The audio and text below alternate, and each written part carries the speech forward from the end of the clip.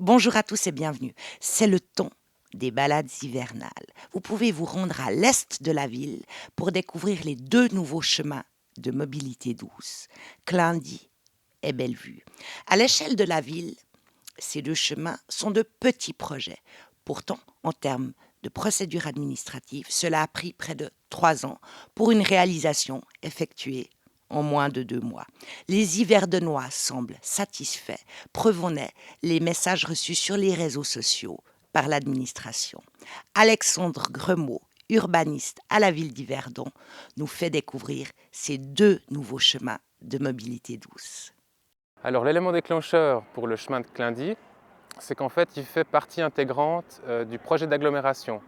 C'était une mesure de priorité, enfin prioritaire on va dire, qui elle vise sur l'entier de la ville à améliorer les accès aux pôles de transport public, que ce soit les haltes CFF ou les bus urbains.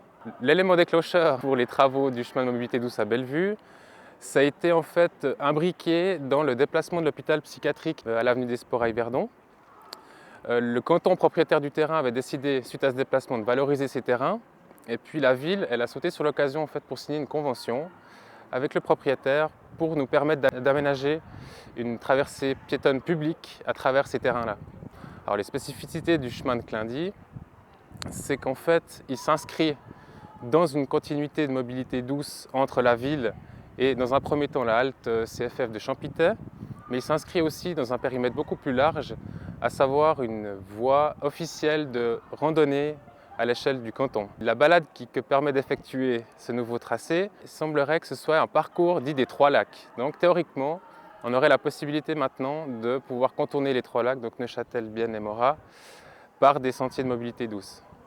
Les Yverdonois seraient, oui, certes, à la recherche de nouveaux sentiers pédestres. Après, ce n'est pas une demande qui est forcément avérée partout. Là, dans le cas du chemin de Clindy, il y avait cette demande qui était finalement symbolisée par un petit sillon qui s'était créé par le passage des gens. Donc, on est parti du principe que, vu qu'avec cette demande, et d'autant plus que ça faisait partie du projet d'agglomération, c'était vraiment ce chaînon manquant impérativement aménagé. Le budget pour les travaux du chemin de Clindy était de 165 000 francs. Les travaux ont nécessité, oui, bon nombre d'abattages et de défrichements, parce que du fait que c'était juste un petit sillon qui était finalement créé par le passage des gens aux bordures d'une lisière forestière. Donc là, il a fallu élargir finalement le territoire, enfin le terrain où le chemin devait prendre place. Ça a été 3800 mètres carrés à peu près. Et ce défrichement a nécessité une compensation donc, qui a été faite, elle, sur une autre partie de la ville qui est située le long de la route de Lausanne.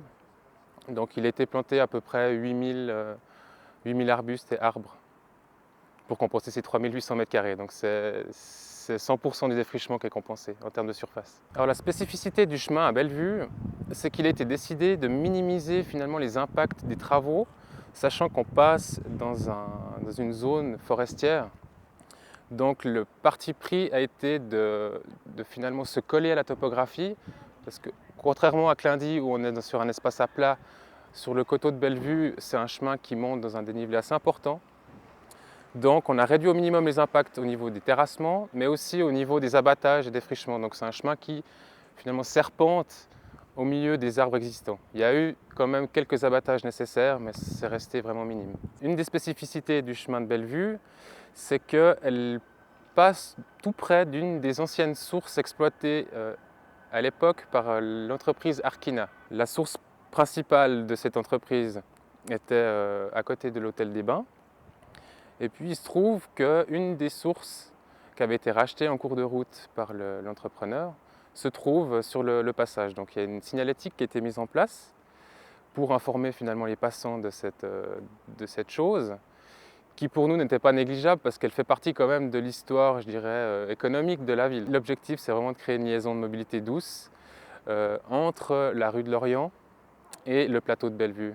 Le budget pour les travaux du chemin de mobilité douce à Bellevue était de 48 000 francs. Les projets futurs au niveau de la mobilité douce à la ville d'Yverdon, il y a déjà une bonne partie qui est en cours, voire aménagée, mais il y a toute une remise à disposition du public de tous les bords de canaux qu'on peut voir au bord du Buron. Il y a encore un tronçon qui est manquant entre l'avenue Aldimont et puis l'avenue des Sports.